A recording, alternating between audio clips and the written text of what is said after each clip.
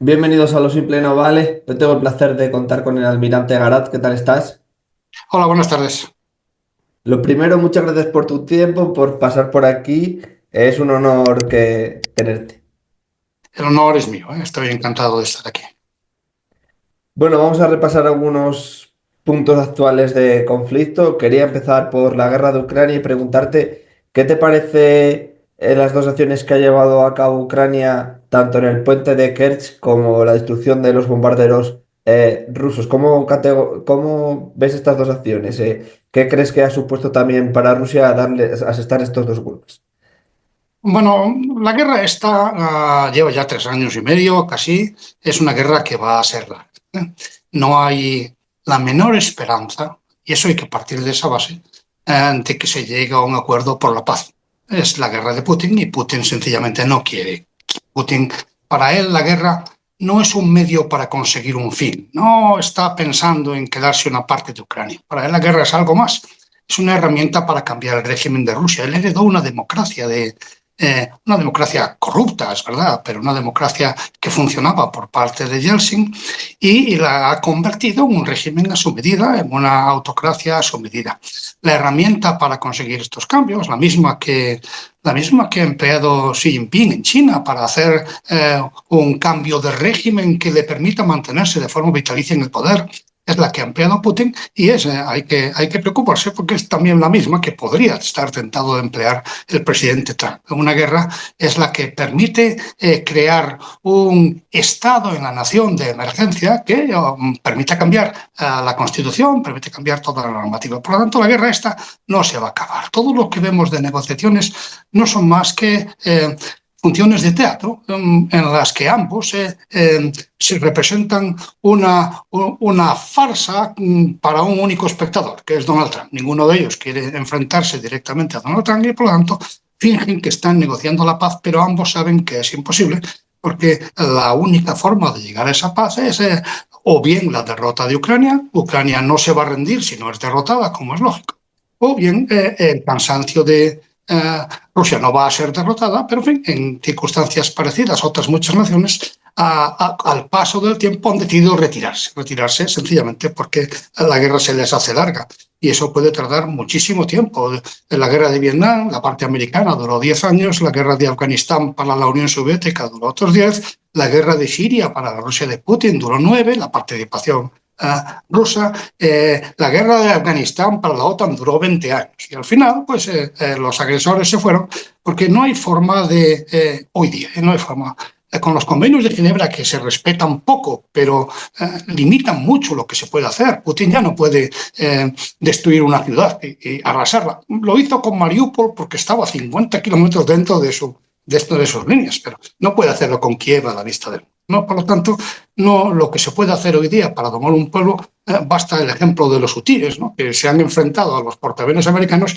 y a ellos les da igual. Yemen es enorme, es como España y por mucho que bombardee Estados Unidos, queda mucho sitio donde refugiarse. Por lo tanto, hay que quitarse de la cabeza el que esto puede terminar en una paz negociada. No va a ser así y están en una guerra. En una guerra, cada uno combate con las armas que tiene, evidentemente. ¿Qué supone esto para Ucrania? Ucrania sabe que un ataque, sobre todo, no el del puente, pero sí, sobre todo porque es en la Rusia profunda, el ataque a las bases aéreas rusas supone un desafío a Putin. Supone enfadar al oso ruso, pero Ucrania sabe que el oso ruso ya está haciendo todo lo que puede en la guerra. Si no hace más, es sencillamente porque no puede. Y tiene algunas ventajas, no desde el punto de vista ruso, donde es verdad que la bofetada a Putin alegrará a algunos opositores, pero no se atreverán a decirlo. Y en cambio podrá irritar a la población rusa, al pueblo ruso que se ve desafiado y contribuir a implementar el reclutamiento. Es un problema importante de los que tiene Putin, pero Ucrania lo ha hecho pensando en la otra dirección. El pueblo ucraniano está encantado, habrá celebrado esa destrucción de los bombarderos y el mundo que, sometido a la desinformación rusa, cree que esta guerra está a punto de terminar o se le cuenta que las tropas rusas no paran de avanzar hace más de 2 años que Rusia tomó la última ciudad medio grande, mayor de 50.000 habitantes, que fue Bakhmut. Desde entonces no ha conseguido ninguna.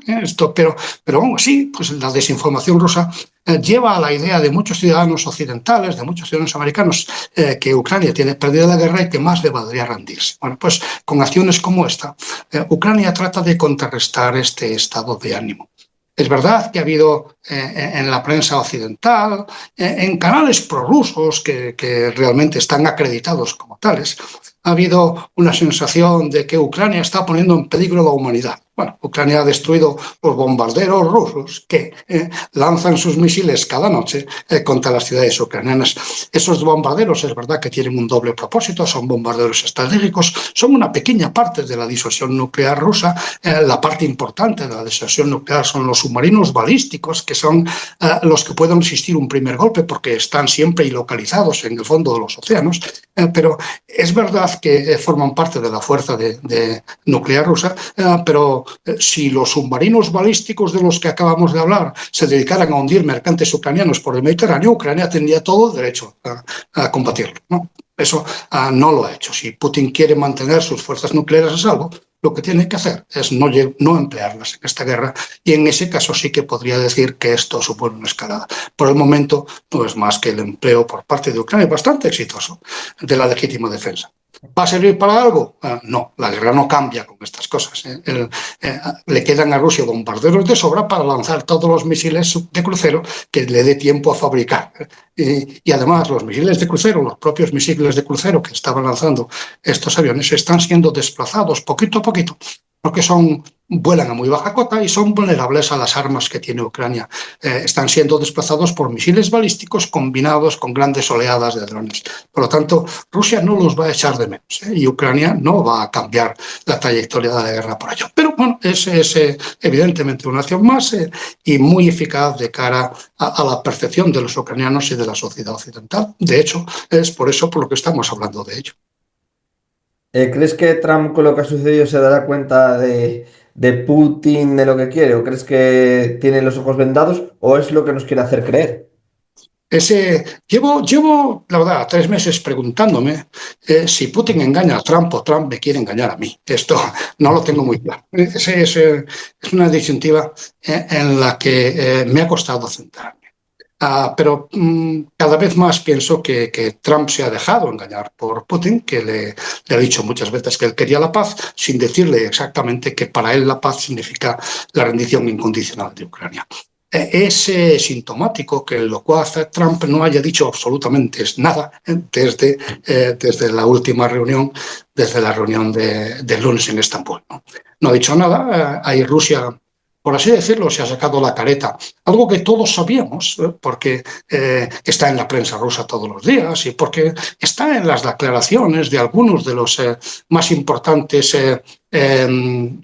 miembros de la élite rusa. Sabíamos perfectamente que Rusia no se iba a conformar con menos de lo que ha pedido desde el primer día, que es eso, la rendición incondicional de Ucrania, un bocado a su territorio, un régimen prorruso que le permita dar más bocados adicionales, puesto que desde luego Putin quiere Odessa, el desarme de Ucrania y, por así decirlo, el abandono, el convertir esa guerra de Ucrania en un conflicto civil, que el mundo acepte que Ucrania es Rusia y ya se irá quedando con el resto cuando el propio gobierno ucraniano prorruso, que sucedería al de Zelensky, se lo quiera dar o se lo pida a Rusia.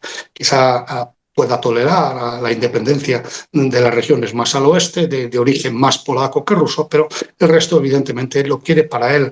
Pero si se lo dieran ahora, tampoco lo aceptaría, porque es demasiado pronto para él para terminar la guerra. Si la guerra terminara, si acabaran las sanciones, si Rusia se volviera a abrir al mundo occidental, volvería a haber rusos clamando por la democracia, y eso es algo que no conviene al dictador. ¿Qué te parece que las negociaciones se estén produciendo en Turquía? ¿Qué crees que relevancia tiene para Erdogan?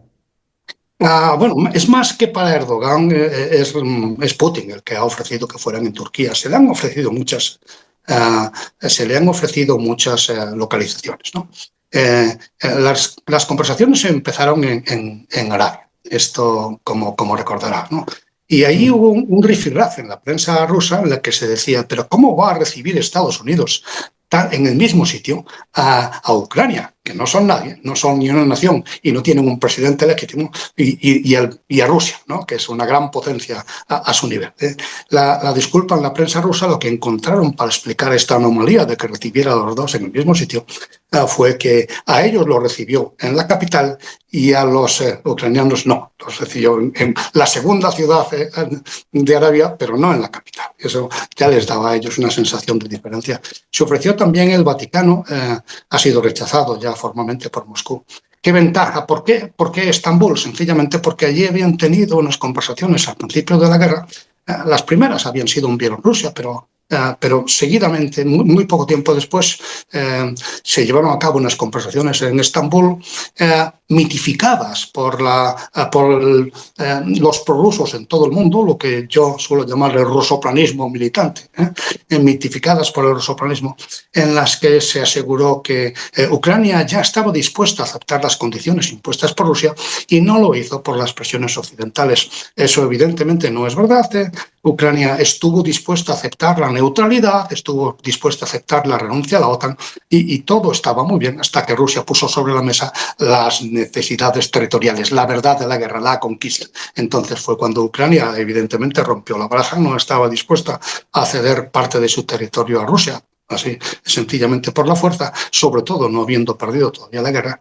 Y ese dilema que se produjo desde entonces en el mundo de los prorrusos es lo que quiso renovar. Más que por el hecho de que fuera en Turquía, es porque era en Estambul donde Putin dijo, pues vamos a renovar, vamos a retomar las conversaciones donde las dejamos hace 3 años para que esta vez Ucrania sí que acepte las condiciones que debió de aceptar hace 3 años y se habría ahorrado muchas vidas. Eso no significa que Turquía no sea un país idóneo para la mediación si hubiera algo que mediar, pero no lo hay, no hay nada que mediar. Las condiciones de Rusia son fijas y lo dicen con absoluta claridad, ahora ya en público, quieren que Ucrania acepte todas las condiciones que le imponga Rusia y si no, seguirán combatiendo. Prosiguiendo por Turquía y cambiando el tema, ¿qué te parece también cómo está la situación con Siria y ese acuerdo que llegó los kurdos con el presidente de Siria?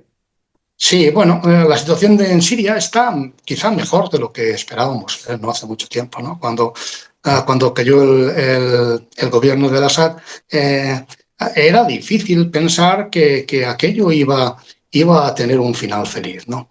Demasiadas fuerzas encontradas, era una guerra civil a demasiadas bandas y aunque había caído el gobierno y aunque las fuerzas rusas se han recluido en las 2 bases más grandes que tenían allí y han abandonado casi todos el territorio sirio, pues quedaban allí tremendos problemas que resolver. El primero está en los partidarios del antiguo gobierno, que han sido maltratados, han sido asesinados, pero quizá no tanto como se había temido, ¿no? Ha habido atentados, ha habido masacres, pero no tantas como la comunidad internacional había temido.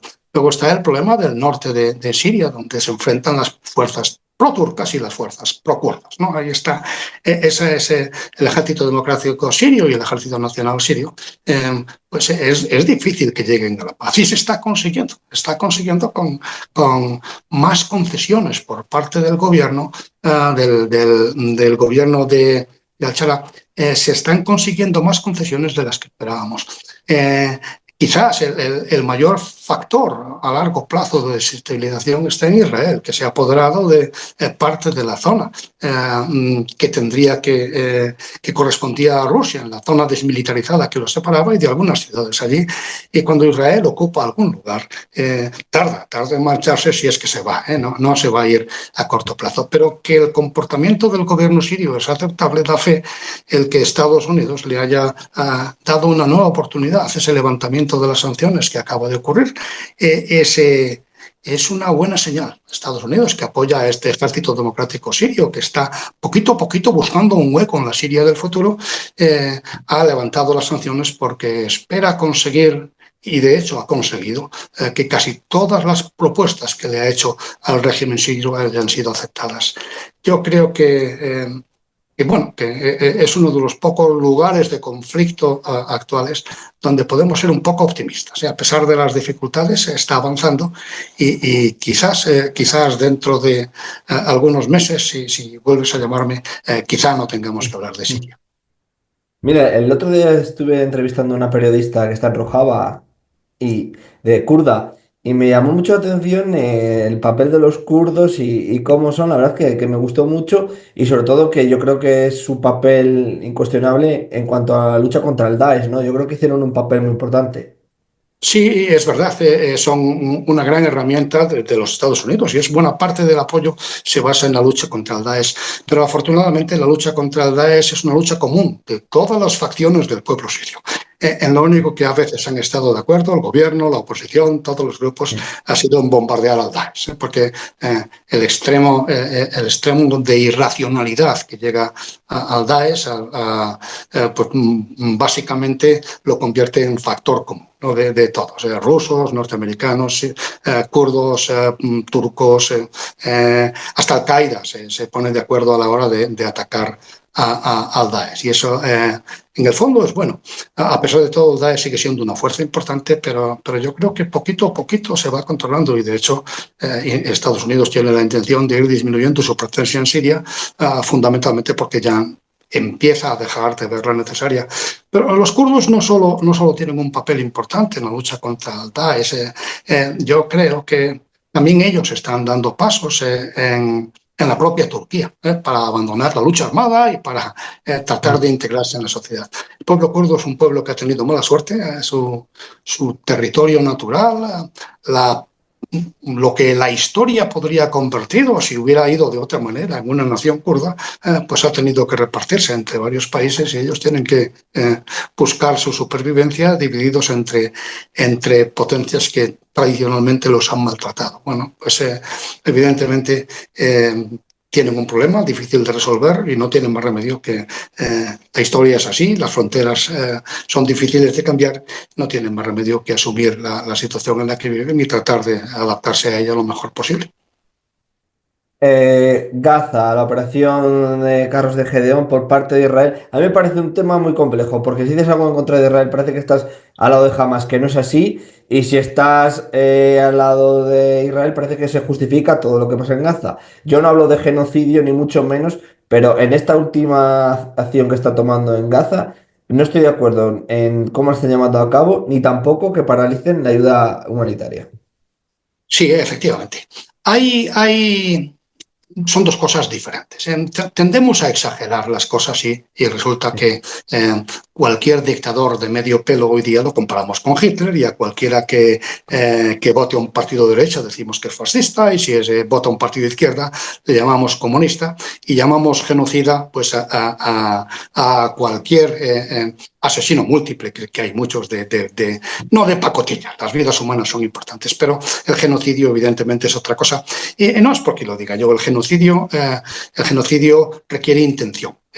Y como está claro que Netanyahu puede alegar en su defensa que lo que él quiere no es exterminar al pueblo palestino, sino conseguir los dos objetivos de guerra que se ha marcado para Gaza, ambos legítimos. Uno de ellos es liberar los rehenes y el otro es destruir a una organización como Hamas, que ha llevado un ataque terrorista importante sobre Israel.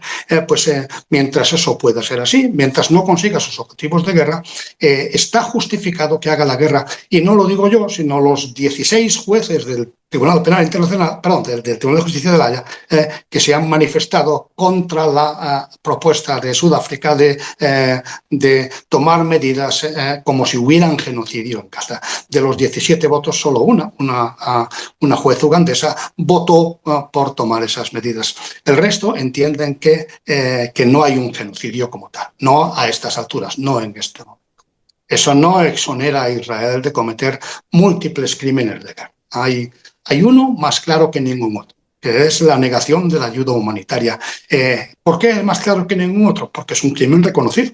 Netanyahu dice que durante mucho tiempo interrumpido la llegada de la ayuda humanitaria. La Convención de Ginebra dice que eso es un crimen de guerra, pues Netanyahu por lo menos está imputado, pero si llega a ser juzgado será condenado por crímenes de guerra con absoluta certeza. Ya digo, por la misma razón por la que Putin ha sido imputado por el secuestro de niños ucranianos, sencillamente porque lo han reconocido. No es su único crimen de guerra, pero como lo han reconocido, pues sabemos que ese está ahí.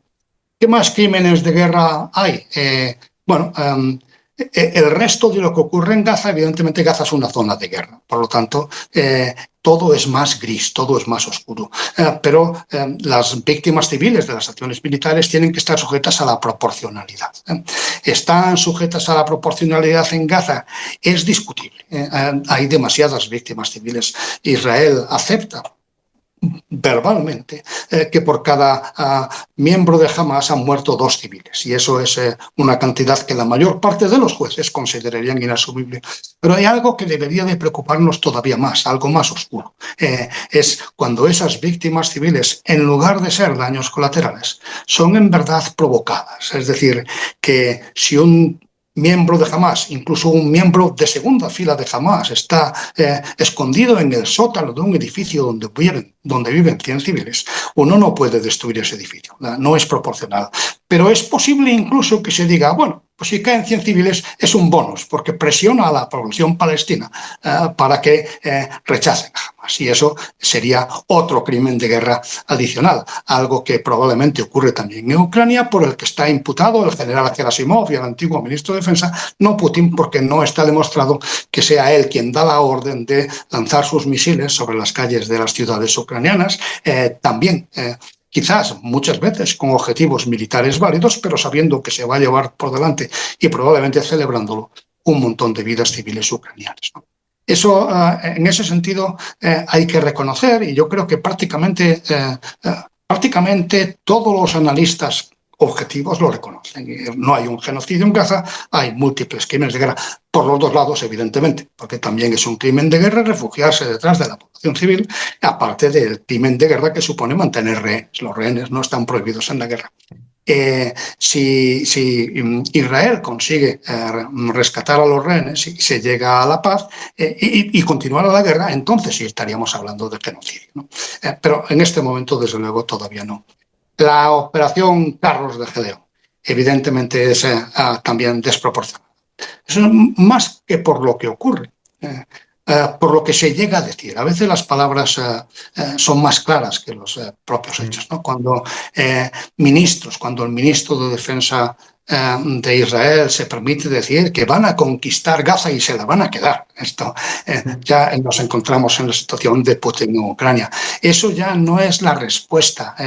Va mucho más allá de una respuesta a los asesinatos del 7 de octubre del año pasado. Eso es sencillamente aprovechar la ocasión para resolver un problema que tienen que resolver de otra manera. Tienen que resolver como hay infinidad de resoluciones de Naciones Unidas que lo ordenan, tienen que resolver por la vía de los 2 estados. 2 estados que evidentemente hay que forzar a los 2 a que convivan, no solo a Israel, hay que forzar a quien lidere la franja en el futuro. Hay que forzarle a que acepte que Israel tiene derecho a vivir seguro en sus fronteras actuales y devolver las que ha ocupado.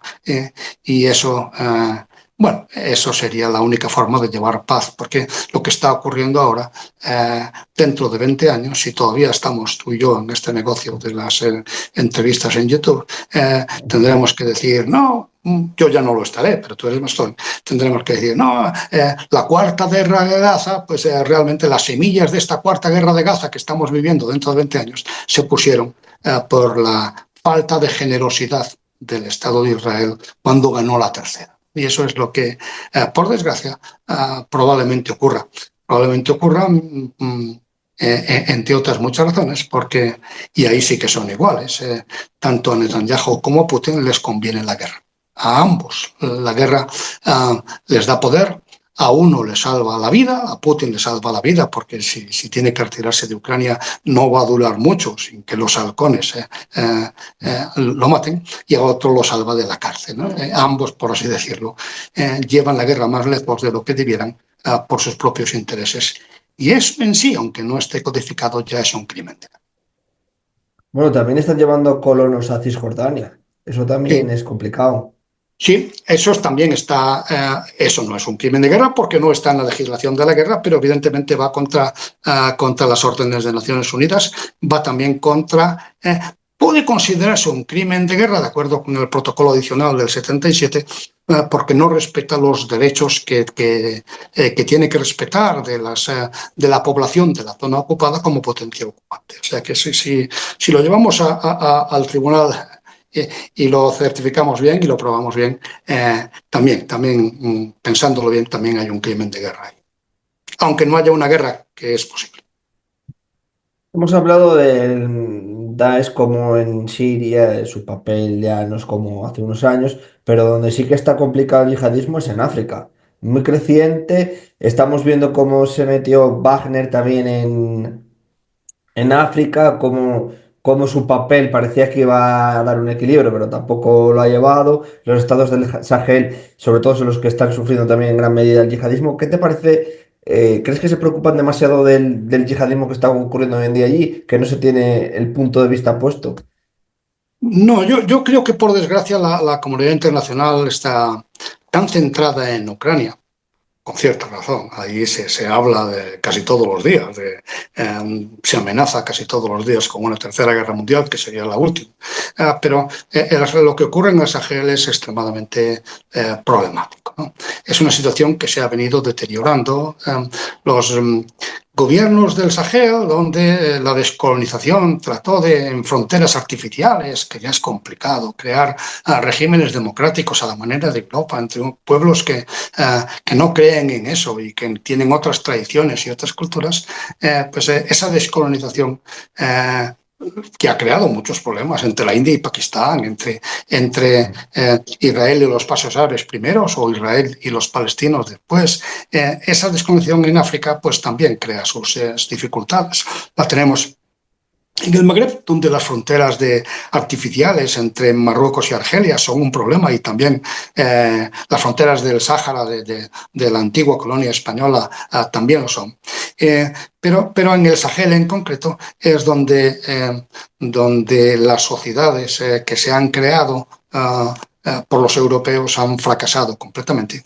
Y hoy día tenemos en todas las naciones que la democracia ha desaparecido, hay juntas militares que no tienen realmente poder mucho más allá de la capital, en las zonas más lejanas, en el campo, hay luchas constantes por el poder entre clanes familiares, entre milicias de todo tipo, entre bandas criminales y también las más organizadas y las más feroces normalmente son las del terrorismo islámico, donde compiten en el mundo, compiten el Daesh y Al-Qaeda por ver quién es más brutal, porque el más brutal se lleva más voluntarios a su causa, ¿no? Más radicales voluntarios a su causa, una causa que está ganando el Daesh, ¿no?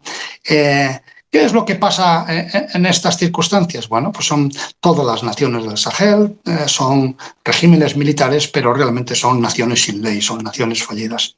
Y eso tiene muchos problemas porque realmente desestabiliza toda una zona africana. De ahí vienen terrorismo islámico, de ahí vienen inmigración.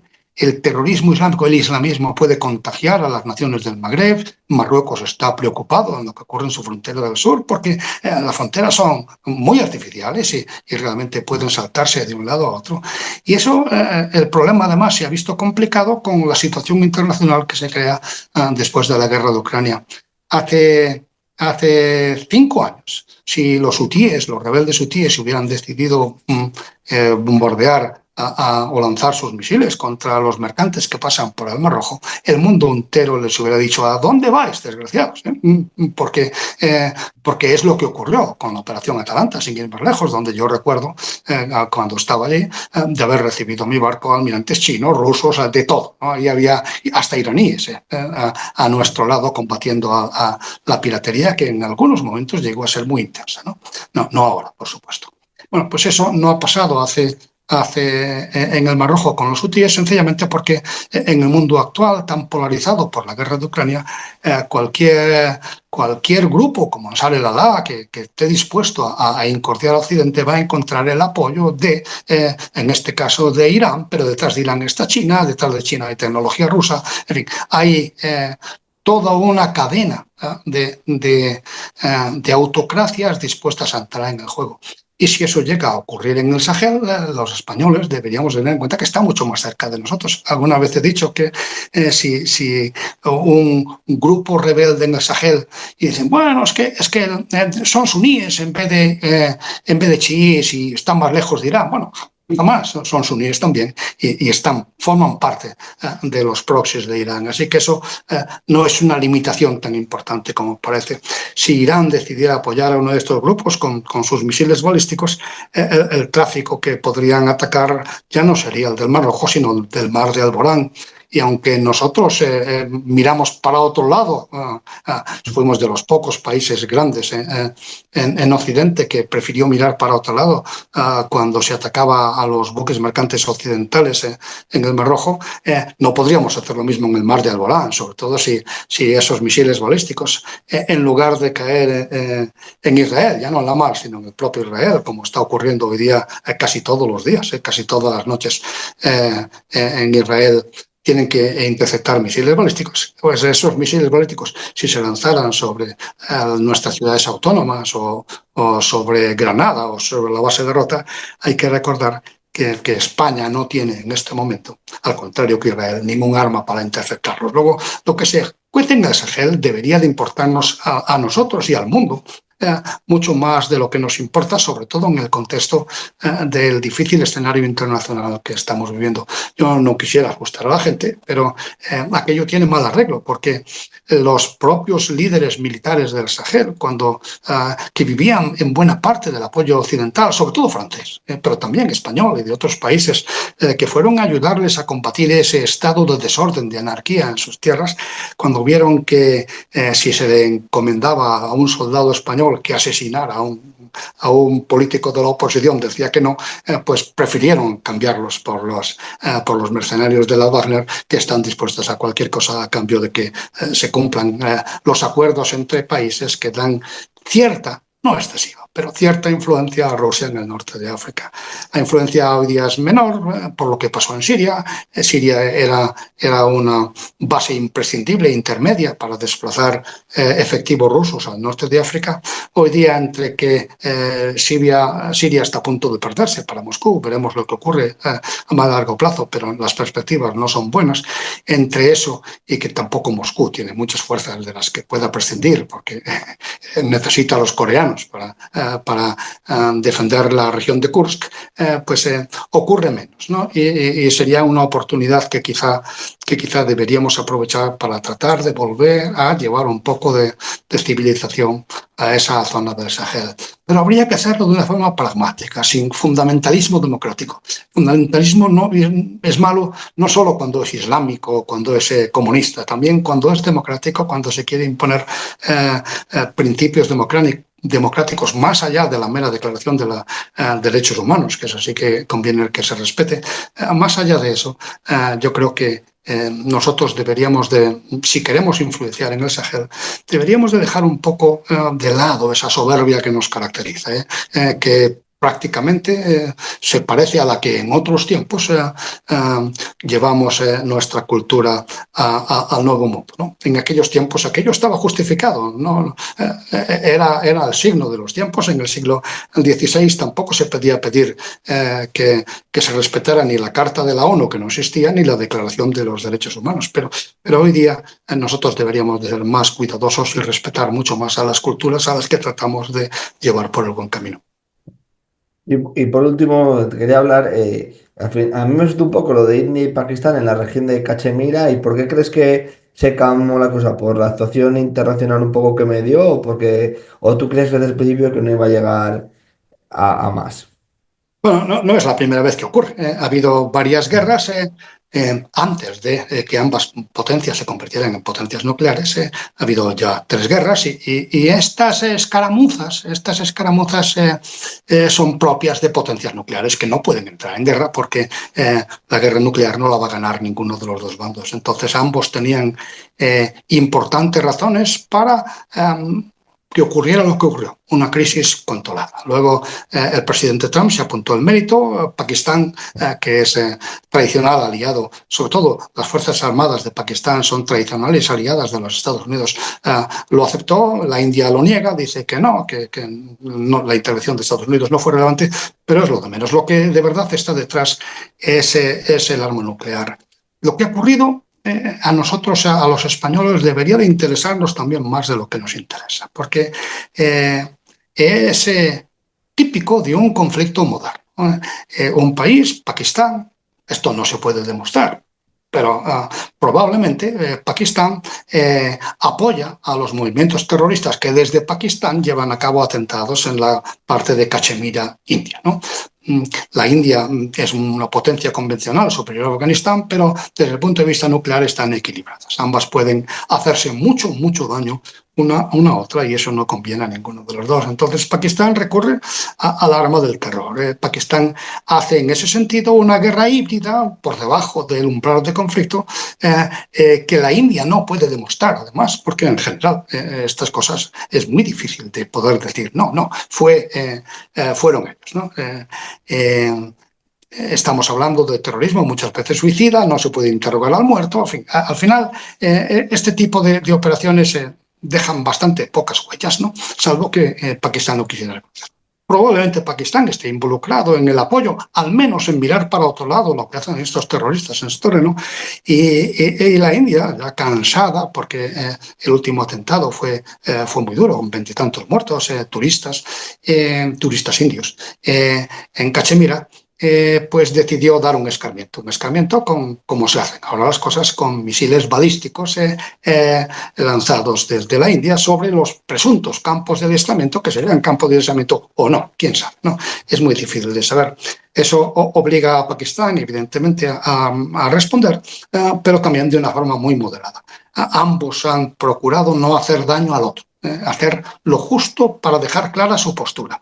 Y ambos pueden decir ante sus pueblos, obviamente ocultar lo que no les guste, pero ambos pueden decirle a sus pueblos que han ganado ese pequeño enfrentamiento. La India porque probablemente consiga que durante cierto tiempo Pakistán ayude un poco más a controlar la situación en su territorio e impida atentados terroristas como los más recientes, ¿no?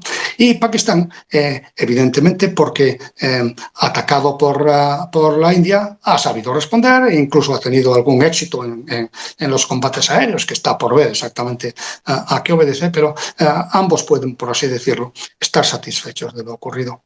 ¿Y por qué debería de a nosotros importarlo? Bueno, pues porque también nosotros tenemos un flanco sur, ¿no?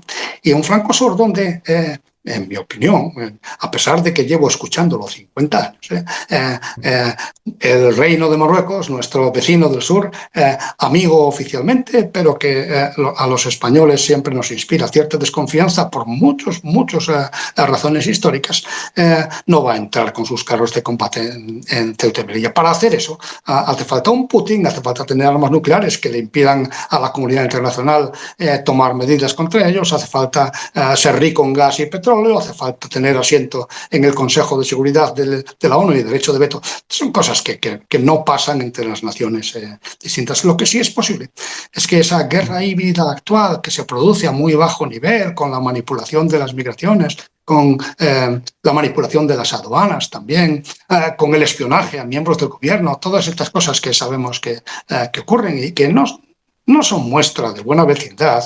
Hay una tensión entre España y Marruecos, sigue habiendo una tensión a cuenta de las ciudades autónomas. Pues eso podría recrudecerse y podría llegar un momento en que si la situación se pusiera, no hoy, ni mañana, ni dentro de 3 años, pero si la situación llegara a calentarse, podría llegar el momento de que, como Pakistán hace con la India, Marruecos promoviera el terrorismo en las calles de Ceuta, buscando desestabilizar las ciudades autónomas para justificar así luego una intervención como la de Rusia en Ucrania, que van vestidos de pacificadores, aunque lo que quieren es conquistar. Es una teoría, insisto, a muy largo plazo, que nadie debe asustarse ni tomarse en serio para mañana, pero si eso ocurriera, India y Pakistán resolvieron el problema con las armas que hay hoy día para resolver estos problemas, con los misiles balísticos y la defensa contra los misiles balísticos. y esas dos armas, los misiles balísticos, son la segunda prioridad de la Unión Europea en el libro blanco de la defensa de su rearme, y la defensa de los cielos contra los misiles balísticos, sobre todo, es la primera de las prioridades. Es decir, que tenemos que las dos grandes prioridades del libro blanco de la defensa europea, y que son además las armas que vemos que pueden resolver los problemas que España puede tener en el Sahel o incluso en las ciudades autónomas, en España todavía no tenemos ni unos ni otros. Y ese tema creo que y por eso me gusta contarle estas cosas a los oyentes de tu programa y de algún otro programa.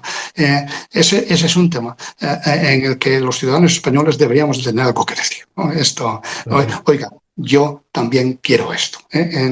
No puede ser que si algún día pasa algo, el presidente Trump o quien ocupe su puesto no se encuentre sin cartas, ¿no? Pues bueno, Gran, no sé si quieres añadir alguna cosa más. Si no, muchísimas gracias por tu tiempo. Nada, gracias a vosotros. De verdad que es un placer dirigirme a la audiencia.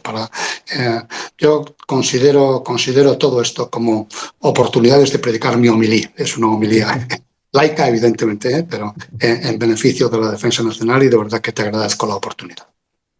Pues lo dicho, muchísimas gracias y un fuerte abrazo. Igualmente. Adiós.